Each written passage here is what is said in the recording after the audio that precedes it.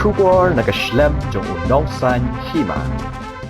Hadin ba mi bun ki jing kan tho bat ki jing pan pau ya ki jing ban nyau ya ki jing pom ya ki Kseh Bilat ha nyau mer kabala sapriang langba ki social media u menteri ketenat badai pet ya ka kam klau u James Sangma hane ka sngi ula penshai pet ba haba ya dai bat ki jing pom ya ki ni ki Kseh ha ka ba nakaliang jong uni u menteri ula ya thu ba ki don tang pratali ki Kseh Bilat ki bala pom ha ka ni ka jaka ka ba kan thup lang ru artli ki Kseh ki balayam shu ulayathu balada ki pom ya ki ding kadai ka kamram jongki bathung pli ya ki ha ki khlau sarkar shu ulayathu ru ba habai dei bat kini ki Kseh Bilat ki badon ha nyomer ki bala slam ha ki badon ha shilenter jong surok nyomer nakaliang menteri ula krenchai ba ya kini ki ding kin om pen khalam hanrei kin sahi kumba kalong. I'm aware that there has been a lot of concern about the felling of trees along the Shillong and Dawki National Highway at Upper Shillong. And so I have a few facts about this whole matter so that it will help in clarifying the doubts which are there and a little bit of the misinformation also. So I'll just give a brief background first. As we all know, the Public Works Department, the PWD, had proposed the realignment and widening of the Shillong-Dawki National Highway at Upper Shillong through the Upper Shillong Protected Forest. The total affected forest area for diversion under the Forest Conservation Act of 1980 under section 1980 was 16.107 hectares. This is inclusive of 15.296 hectares within the protected forest and 0.811 hectares deemed forest land outside. In principle, approval for diversion of the 16.107 hectares was granted by the Regional Office, Shillong, of the Ministry of Environment and Forest and Climate Change, Government of India, on the 6th of March 2021, along with conditions for compliance to be fulfilled by the user agency, that is the NHIDCL.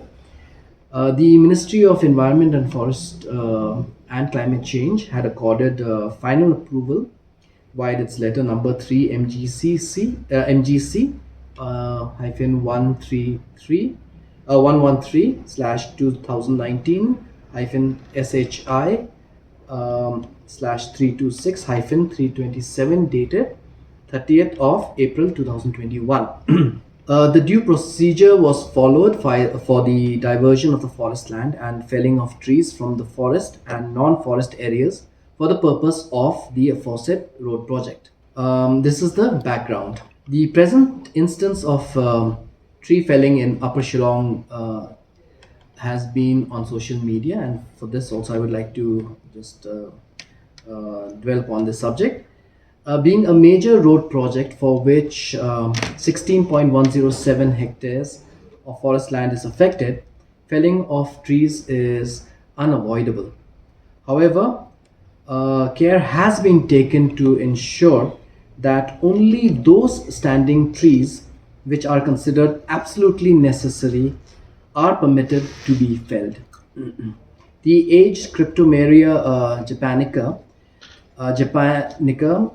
heritage trees along the roadside from Upper Shillong to Banium, adjacent to the Eastern Air Command headquarters, have been shielded except for 8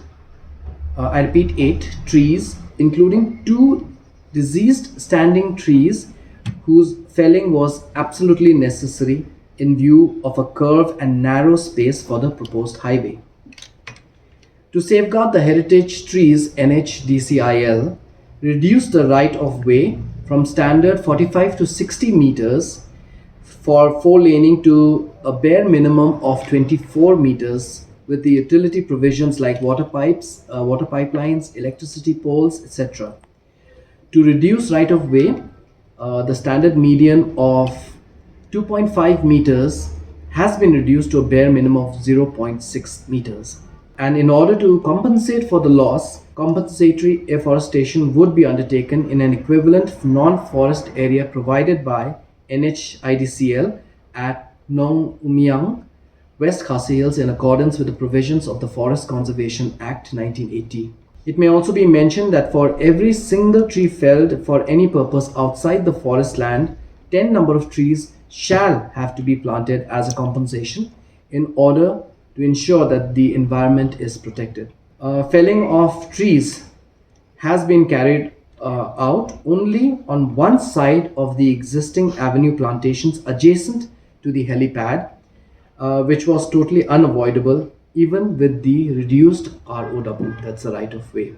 A lot of people have that concern that the entire row of these Cryptomeria japonica trees, these which provide this heritage tree line, are going to be felled.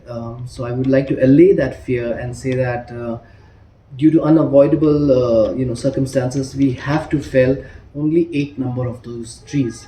And there are 2 which are diseased, as I have mentioned. So these 2 diseased trees along with these 8 will have to be felled. But we are very very conscious about the fact that these whatever trees are being felled, we have to compensate that, and for that the compensatory afforestation will be taking place. And the government is very concerned about this, and we are always very mindful of the fact that trees are very important. That's why the right of way requirement also has been reduced, and NHIDCL has been very cooperative to ensure that that standard 45 to 60 meters from the median has been reduced to 24 meters. Main concern of the citizens who have raised this matter are regarding those very old Cryptomeria japonica trees, which I think is for lack of information, that people think that the entire row is going to be cut. That is not true. Only 8 of those trees, because it's unavoidable, we'll have to cut them down. But only 8 of those trees are being cut. And as I said, the compensatory afforestation will be taking place, so that we will, in an equivalent non-forest area at Nong Umyang in West Khasi Hills. 1:1 in according to the Forest Conservation Act in a forest area. So those who are falling in the forest area, so 1 tree cut from forest area means 1 tree there. For non-forest area, 1 tree cut means you have to compensate with 10 trees. But to be done in a specified area, so a compensatory afforestation has to be in a degraded forest area, or certain areas which are designated under the Forest Conservation Act. So it has to be according to that. Now we can't just plant have a afforestation in any area that we would like. It has to be as per the act. What risk? The I think what's happening here is that I don't want to comment on anything on that matter. I just want to lay the basic facts before you, so that that lack of clarity can be put aside, and people are made aware that it's not the entire row.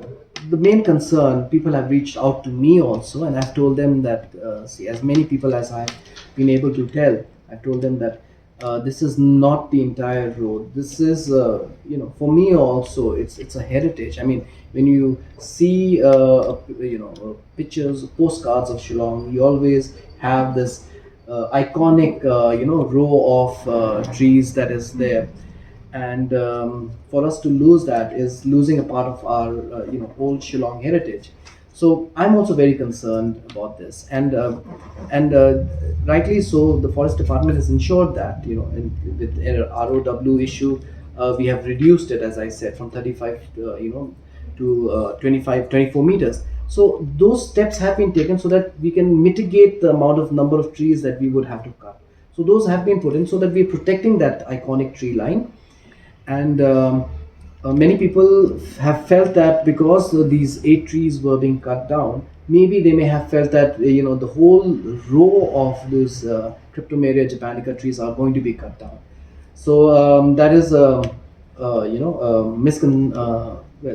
ill-informed, or rather, I should say, the misconception that people have had that we will be cutting down all those trees. So that's not true. So this is something I want to allay the fears of people, that we will be we will still be retaining those iconic line of trees, but the development work has to go on, and we have to widen that road, and that permission has already been given by the MOEF, and we have reduced the ROW so that the damage is the least.